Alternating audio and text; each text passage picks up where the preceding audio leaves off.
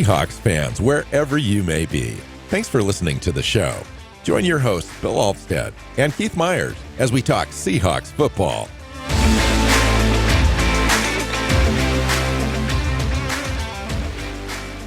Hi, Seahawks fans. Welcome back to another episode of the Seahawks Playbook podcast. I'm your host, Bill Alvstad, sitting down with co-host Keith Myers. We're here to talk Seahawks football. We've got a lot to talk about today, a little bit of the game, a little bit of the future, the next game, some stats to kind of get you through the week. And again, lots to talk about. Keith, welcome in. How you doing?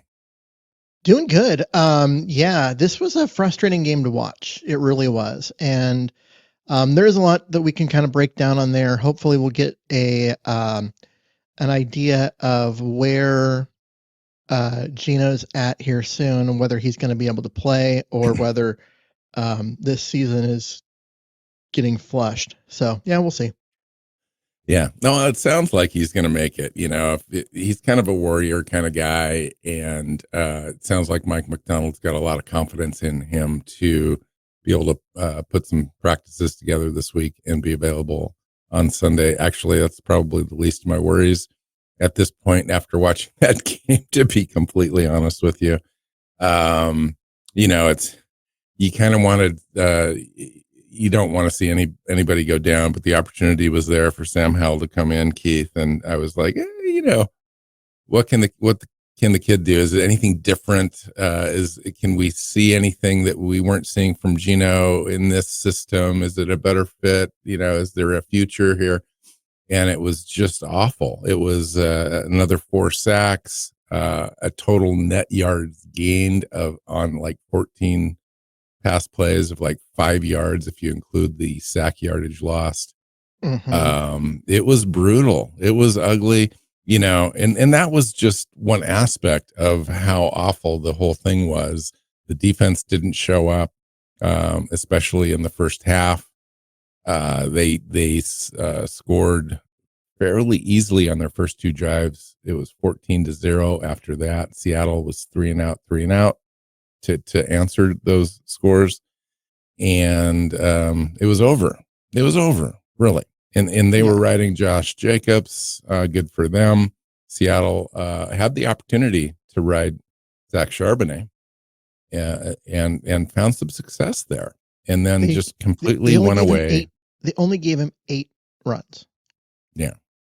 Seattle gets down early and Grubb just kind of defaults into throwing our way back into games, and it hasn't worked all season, and it didn't work in this game either. Yeah, of course it didn't. And that's the problem. That really is the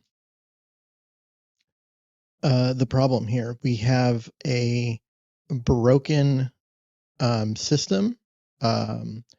Starting with, you know, a broken play caller.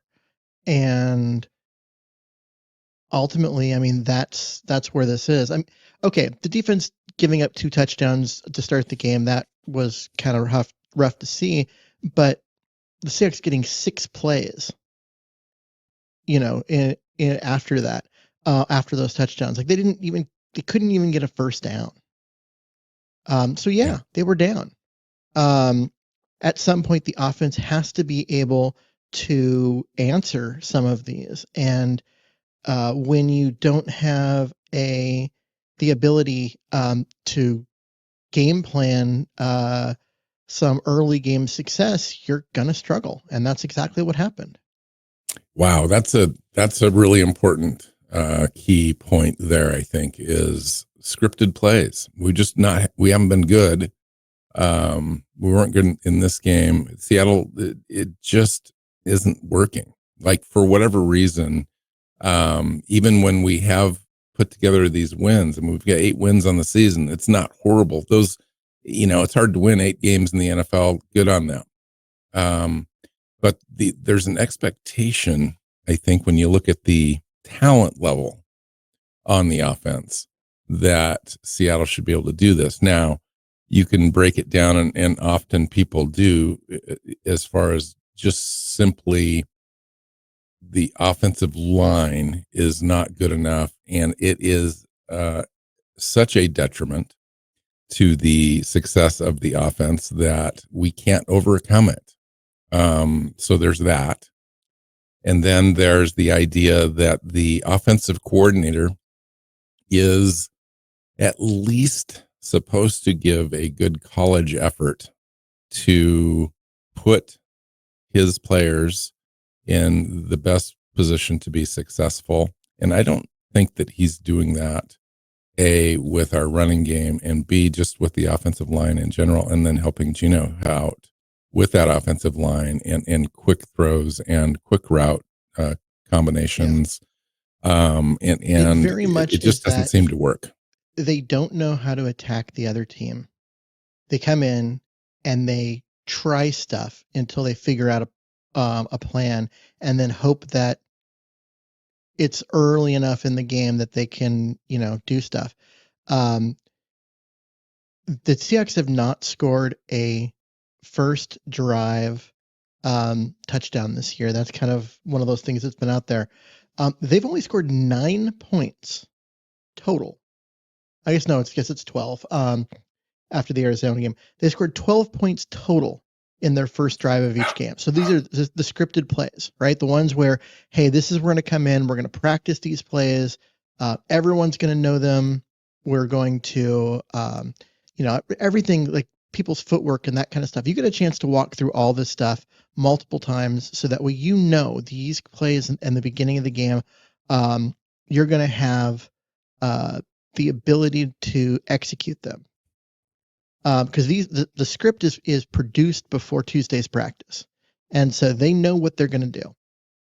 And you're given these early, and you go through all of them. Here's the Seahawks' first drives in each game: 3 plays, pick; 7 plays, 7 yards, punt; 8 plays, 28 yards, long field goal; 5 plays, 27 yards, punt; 8 plays, 25 yards, punt; 7 plays, 39 yards, interception; 4 plays, 49, field goal; 5 plays, 1 yard, punt; 10 plays, 39 yards, field goal; 7 plays, 25 yards, punt; 8 plays, 11 yards, punt; 15 plays, 66 yards, field goal. That's the Arizona one, which is the one decent drive they've had to start a game.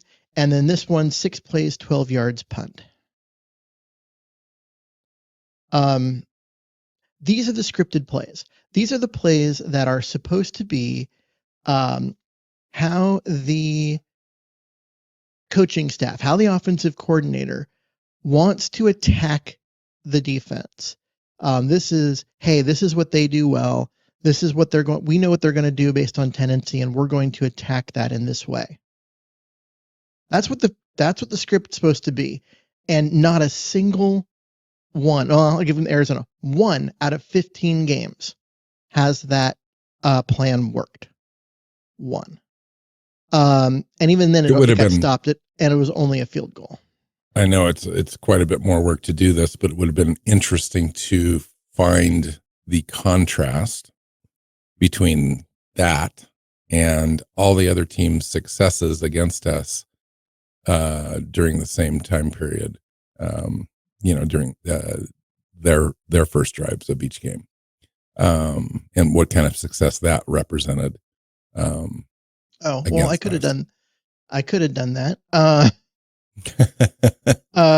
But I didn't go through and write that down. But yeah, no, it's frustrating. The Packers marched down so easily in those first couple of drives.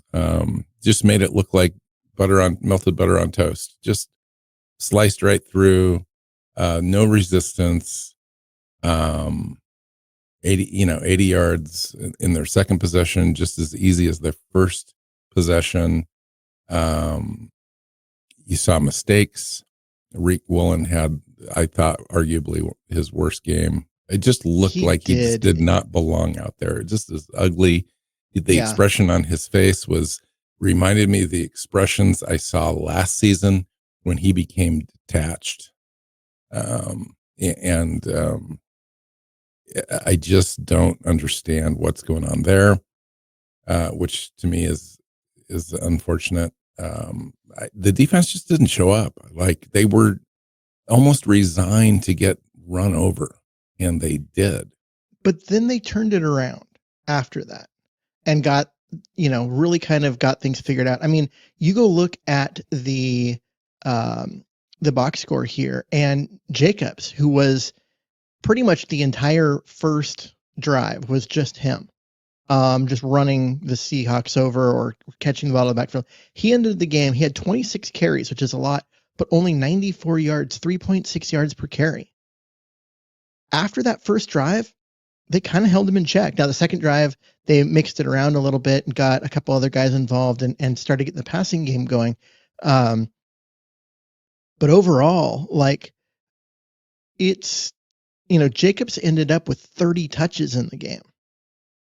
And, combined rushing and receiving yards, we're talking 132 yards, that's a good game, but that's on 30 touches. That's not a lot of yards for a guy that gets 30 touches. Yeah, you go out and you look at the box score, and you go down and you're looking at Zach Charbonnet, averaged 6.8 yards per carry on 8 carries for 54 yards and a touchdown. That's very productive, very productive. And then that was it. That's not like the first quarter stats. That's not second quarter. That's the entire game. They only had 6 or 7 other rushes beyond that, with other players. Jackson Smith and Jigba had 10 receptions. They gave George Holani 3 carries for 10 yards, and they gave Kenny McIntosh 3 carries for 9 yards. I get the running game wasn't really working, but how about you give it to your better player, the one that is having success, the one that, is the one hot that hand. Isn't tired at all because he only had 8 carries. Yeah. Yeah. And then the other thing that they did was JSN for 10 receptions, and that was it in the passing game as well. I mean, there were some other ones like 3 here, 2 there, 1, etc. Yeah, Metcalf that's their had entire 3 offense. receptions, and Noah Fant had 3, and then there's a bunch of guys with 1. And that's it. 20 receptions total, 173 yards receiving. 10 of those 20 were JSN. 83 out of 173 yards, which is about half, by JSN. He was the passing offense, or the receiving part of it, and they didn't run the ball. They didn't even try to run the ball. And when they did, they had success. 8 carries, 54 yards, 6.8 yards average, and a touchdown. So where's the plan? Where's the way to attack this team? Where is the knowledge of, okay, this is what the Packers are going to do, and here's how we're going to attack it? Like, where's the game planning? So in the preseason, the argument was straight from the coaches that we wanted to be a physical team. The second thing they said is we want to be an explosive team. They failed on both. The Seahawks have generated 2 pass plays of 30 plus yards since the bye week. Fewest in the NFL. Mm-hmm. Their entire offense is essentially JSN and a little bit of DK Metcalf. And that's it. Other than that Cardinal game where they had a little bit of rushing yards. It's crazy. It's crazy. Anyway, we're kind of swinging back and forth between the defense and the offense. And I get that, but because the whole thing's kind of messed up, it's hard to focus on one thing. But is there anything that you saw out of that game that has any redeeming value whatsoever that you can carry forward? Honestly, I liked the adjustments the defense made. They did come out. They were they were sluggish. Green Bay had a good plan on how to attack Seattle in their base defense, and really did what they wanted the first couple of drives and got them out to a lead. But then the defense tightened up and they figured out what they had to do and they started playing better. And other than, Woolen having a rough game overall, the defense played pretty well after those first 2 drives. And this is despite the fact that, Seattle's quarterbacks gave them 2 extra possessions and Mm-hmm. kept the defense on the field a lot in that game, and a lot of things. I like what I saw as far as from the coaching staff and from the players as far as adapting and making the adjustments that needed to be made in order to um, get in there and give the team a chance. But the offense just never, they it started out without a plan that was going to work, and they just never put anything together after that either. It never came together. And then the I will say the injury to Gino didn't help. And so as far as like, trying to come back and get into this at the end, because we know that Gino's at his best at the end of games and that kind of stuff. He's one of those guys that is clutch. And he may be frustrating all the time. He makes the dumb mistake, which he did in this game. But then he can throw his way out of it sometimes. Quite a bit actually. But he never really got a chance to throw his way out of this one because of the knee injury. And so that was an issue. Because they just didn't get really anything out of the backup, and that was really frustrating, to be completely honest, because you'd expect him to be ready to come in and play. This is a guy that had 21 touchdowns and a lot of passing yards last year, and did not. So it was actually worse than I described earlier in the show when I said Hal had 15 passes, ended up with 5 yards. He had 18 drop back attempts that resulted in 3 total yards and an interception. So there's that.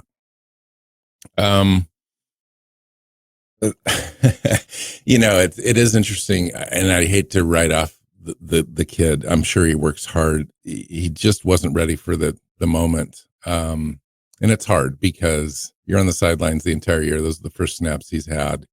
You're coming into live action. You've basically been on skates for weeks and weeks, just running plays in practice and stuff. So, but he should have been ready. He should have been ready, and the offensive line didn't help him.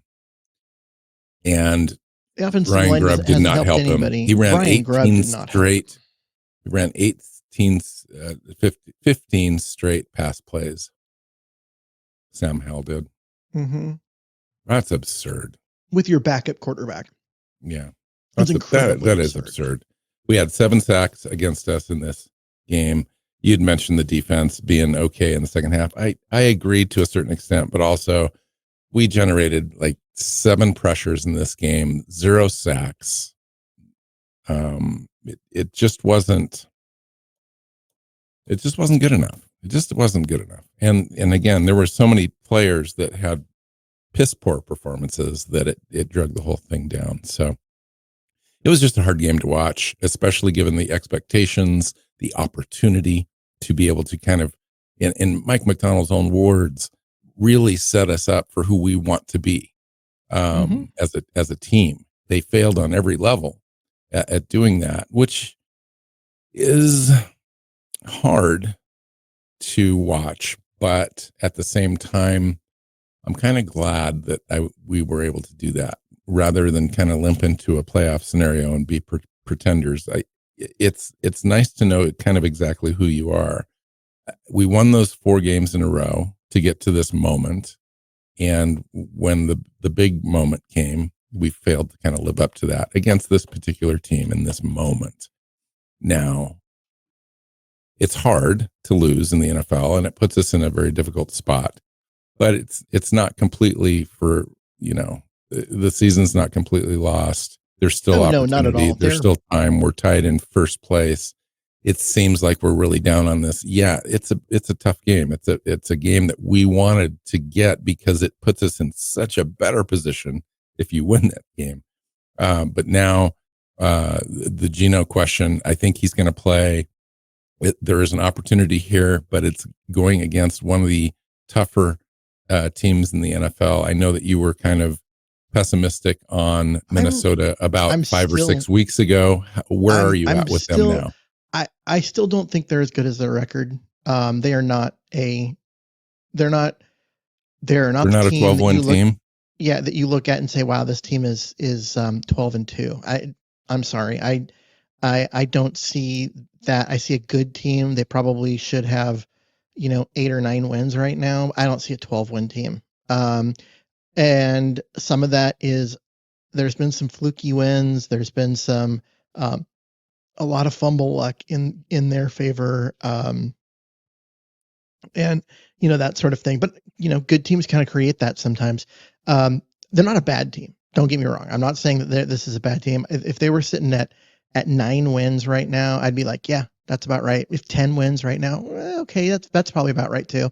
But at 12, I'm sorry. I know Sam Darnold is having a fantastic year, but he is, this isn't Patrick Mahomes or Josh Allen, right?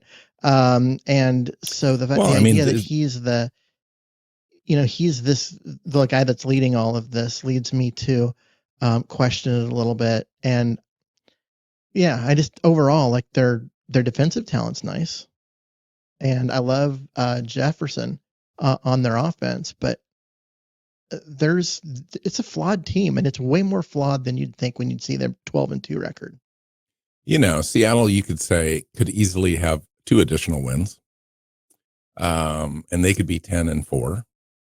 Mm-hmm. And we would be having a completely different conversation at this point. So I get that.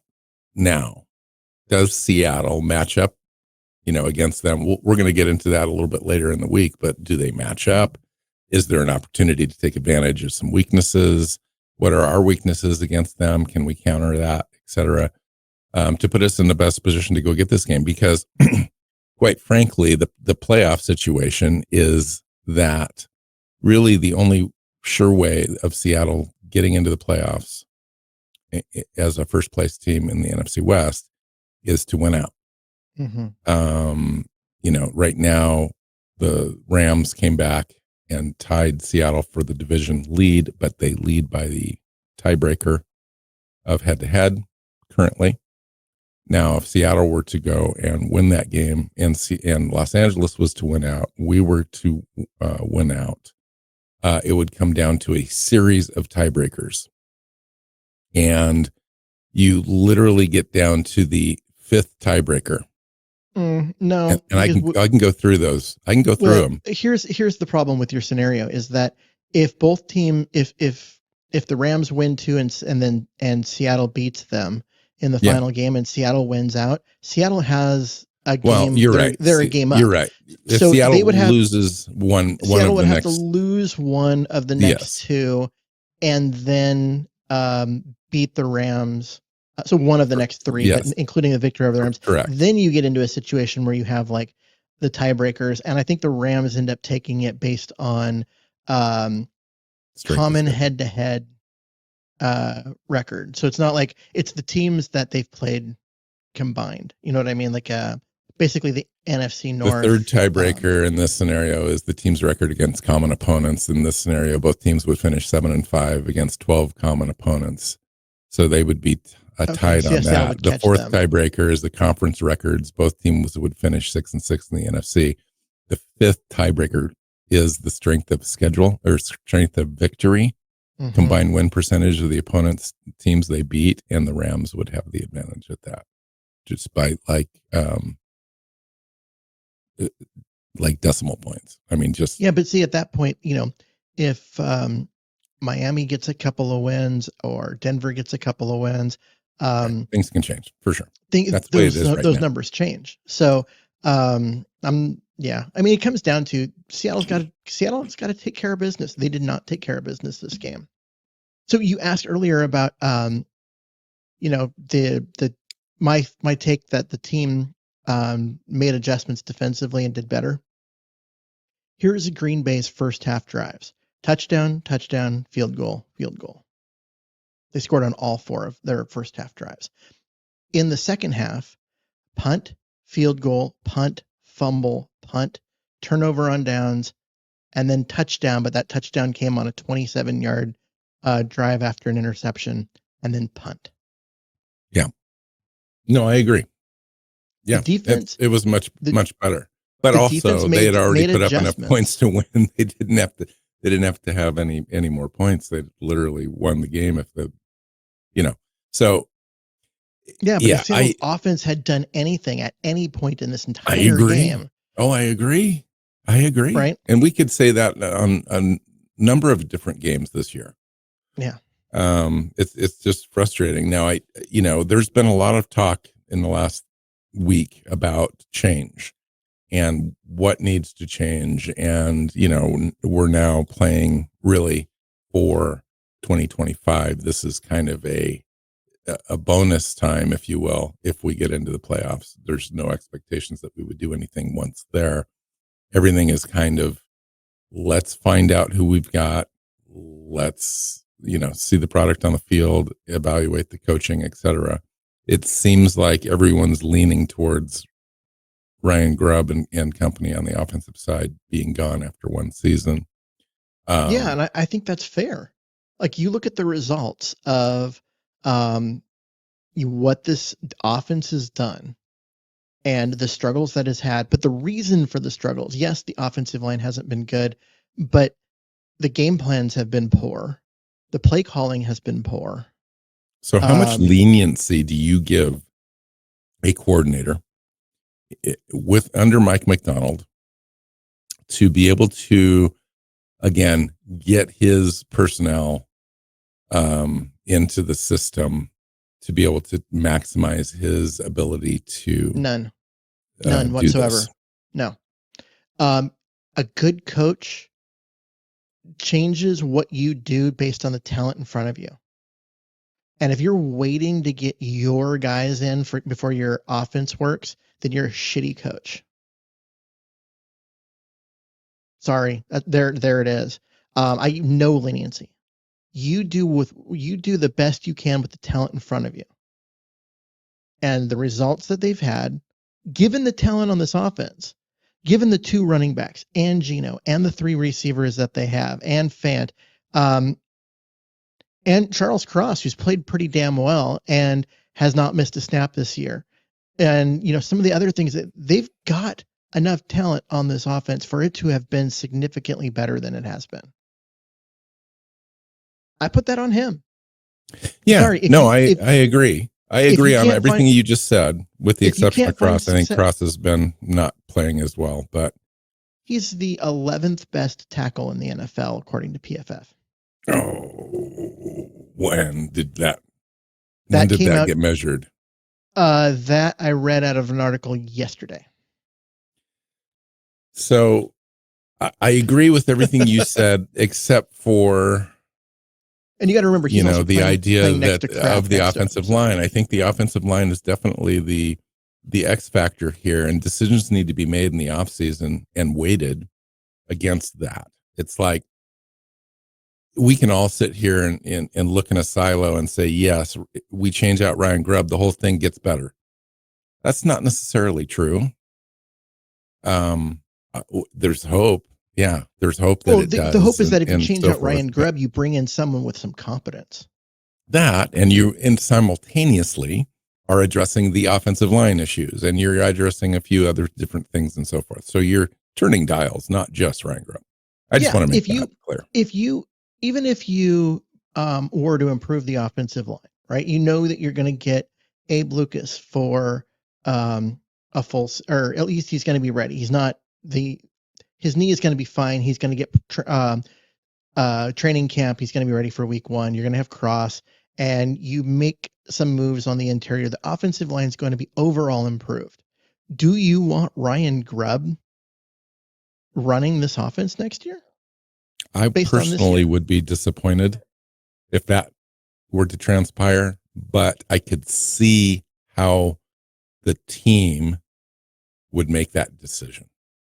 I would be disappointed, and I would say I don't want him running it because of the stuff that I was talking about earlier.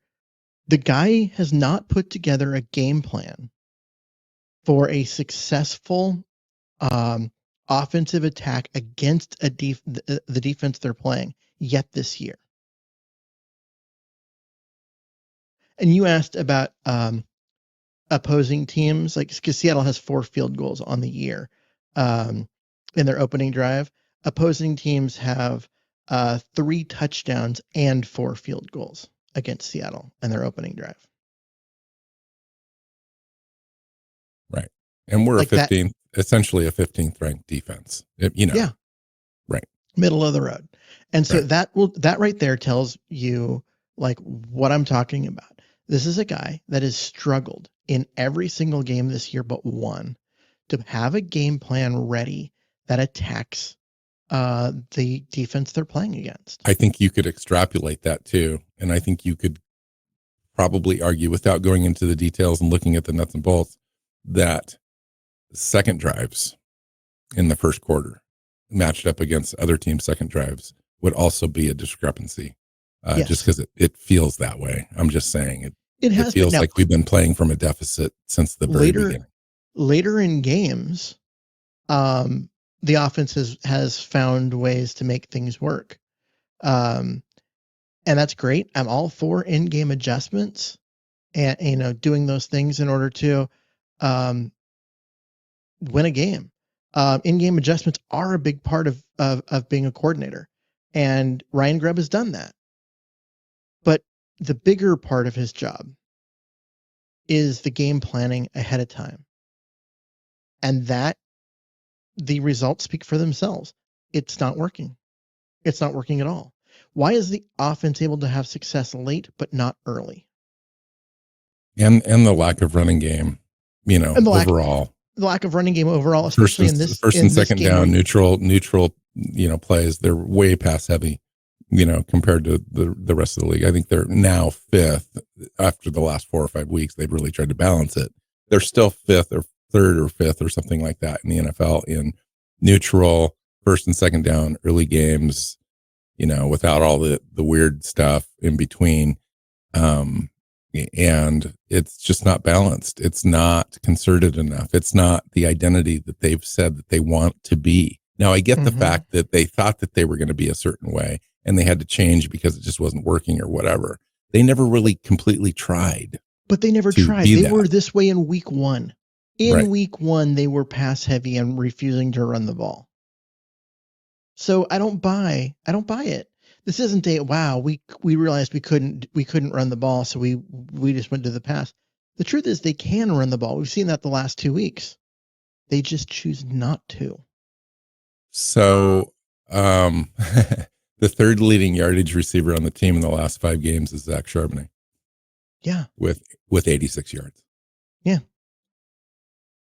I mean, you've got it's all JSN. It's all JSN. That's it. JSN, DK. Now DK is getting double and triple teamed, so it's not. And he was hurt for a couple of weeks. Yeah, I don't want to say that he's like, oh, he's not pulling his weight, because part of the reason JSN is blowing up and just having a monster year is because teams are so scared of DK Metcalf.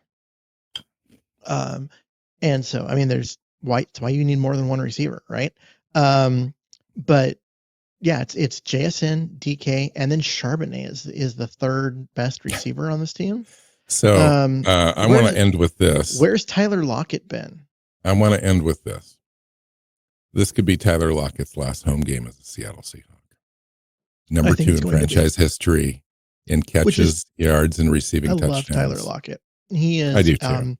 It was kind of sad to watch him go down so quickly this season, but and I'm kind of tweaked a little bit as far as his usage is concerned. I don't think he's lost like 5 steps this season. I think he's lost a half a step or maybe a whole step, but nonetheless, very effective in catching the ball, sure-handed, great route runner. Underutilized in this offense. Absolutely underutilized. And if he's going to be the third receiver, and not be the one of the 2 starters, which is where he's at physically, I think having him be the number 3 guy behind the other 2 is fine.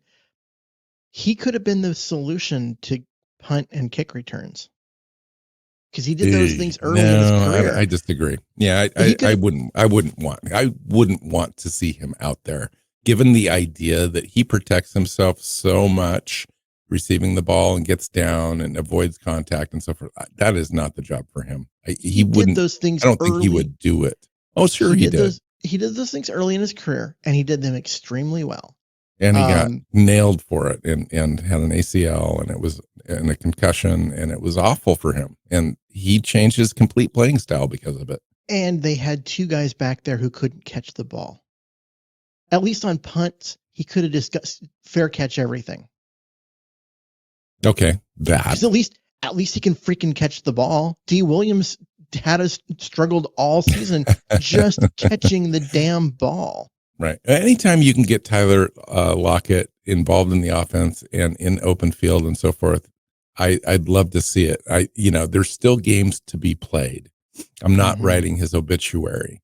So I want to see him involved. I want to see if there's some magic left. One of those sideline toe touchdowns would be amazing. To see him I want to see him have an impact on a game. I want to see him with a different coaching staff that can actually use his skill set, that actually knows, that actually plans for, games in terms of the talent in front of, that's on their roster. Because I think that they are, the current coaching staff is shortchanging Tyler Lockett quite a bit. I just, there's only one way that he's going to be back on this roster next season. He's got to take a massive pay cut. Yeah. He's going to make $30 million next year, or count $30 million against the cap. We'll call it. And they'd have 17 plus, I think, $1 million in savings. Yeah. If they were to cut him. And they could replace his production for 4. They could replace his current production with a rookie. Yeah, probably. But then you have to, then you're also committing a draft pick to it. But if you were to, they're going to have a draft pick. If you're going to sign a guy in the off season to replace him, you can replace his production for $3 or $4 million, which saves you 13 to 14 million to spend elsewhere. I agree. That's exactly what's going to happen. He's not going to be on the team on that contract. If he wants to take the massive pay cut and make $3 or $4 million, I could see a restructure where they get 2/3 of that savings. He's on the roster and he's got 2 void years added plus, some bonus stuff up front. I could see them doing something like that. Yeah. If he's agreeable. Get his number down to, under 10. Yeah. Get him down. So let's say they get him down to 7 from 30. And you pick up a bunch of cap space for it, and then he can stay. The only caveat I would say there is that Tyler would have to want to do that. A, B, yes. Tyler would have to feel that he is able to endure one more season in the NFL, and go through the rigors for a very diminished role that would look similar to this year. And I'm not sure that I would put myself through that if I'm Tyler Lockett. He may retire rather than put his body through the rigors of an NFL season for significantly less money. 1 or 2 catches a game. Yeah. He only got 1 catch in this last game. That's it. From a guy that used to be a top 20 receiver in the NFL. He used to be JSN. Yeah. Basically. I mean, well, he was, but he was a better deep threat than JSN is. I think JSN could be a deep threat. I think he can do it, but okay. Lockett was so good at catching through contact. He's a tiny little guy, and the reason why he was so good on the downfield stuff and caught so many of those touchdowns over his career is because he was one of the best you'll ever see at catching through contact. Yeah. And amazing concentration. Yeah, just fantastic.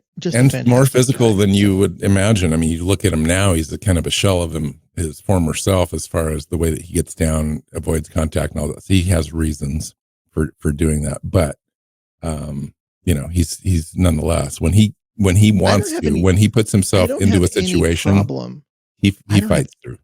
I don't have any problem with receivers who catch the ball, especially if they're just catching the ball over the middle and then get down and don't take brutal hits. Because if you're going to, if the thing is, if you're going to make the catch and then take a brutal hit, you're not getting significantly further in terms of run after the catch yards, and you're just putting your body through a lot, and you're likely to not be available next week. Yeah. So when you're catching the Yeah. ball over the middle, guys that catch it and then get down to avoid that big hit, I don't really have a lot of problem with that. It's like people having a problem with quarterbacks who slide. Have you watched Tua play recently? Like sometimes you just have to be able to do that. And if you've got the first down and you're about to take a hit, go down. Just do it. So, so I think that's it, man. Let's get out of here. Let's look forward to this Minnesota game. After the Minnesota game, I just wanted to let everyone know that we have got a guest appearance on 12 Talk podcast, the official Seahawkers podcast of Great Britain. Mm-hmm. We're going to be on the following day for a recap show. That'll be fun. So that'll be a lot of fun. Yeah, I've been on that show a couple of times. Those guys have been running their podcast. They don't do it like we do every single week year round, but they only do it during the season. But they've still been around. They've been around for a lot longer than us, like 5 years longer than us. Wow. And they do a great job with that show. So I would say check it out, people. We'll be on there. Yeah, this is our episode 618. Damn. And I don't know where they're at, but they're not that high. They're in like the 300s. Yeah. But they've been doing this for like almost 15 years. That's crazy. Okay, so let's get out of here. We'll come back at the end of the week and we'll talk the Vikings and we'll figure it out. And maybe we can be just slightly more positive in that show. I needed to get some things out. They lost this game on my birthday. Essentially, I had people over. I had decorations. It was amazing. And then the team just decided not to show up. And I really needed them to, and so I needed to work some things out today. So apologies for being so down, but now I'm better. I've gotten it out of my system. I'm ready to come back and be positive about this next one. So for those of you listening, Bill just hit the big 6-0. He is now 60, which is old. I would not have like Bill and I have been doing this show for a long time. My birthday is 1 week before his. And so you'd think by now I would know where he's at birthday wise compared to mine, but it did not occur to me until way late that this was his 60th. I would have guessed like 55. So that's very sweet, Keith. Very sweet. He's a very energetic guy. And yeah. So happy birthday, Bill. Hey, thanks. I appreciate that. Okay, so let's get out of here and get back to it at the end of the week. You can find Keith wherever he is, but knock first. And I'm around the show. Yep. You know the show. Find it on YouTube. All the good stuff. Leave a note, and we'll see you guys next time that we're on. So until next time, go Hawks. Go Hawks. Seahawks Playbook podcast listeners, thanks for joining us for another edition of the show. You can find us on Twitter. Bill is at NWSeahawk, Keith is at Myers NFL, and the show is at Hawks Playbook. You can listen and subscribe to the show at SeahawksPlaybook.com.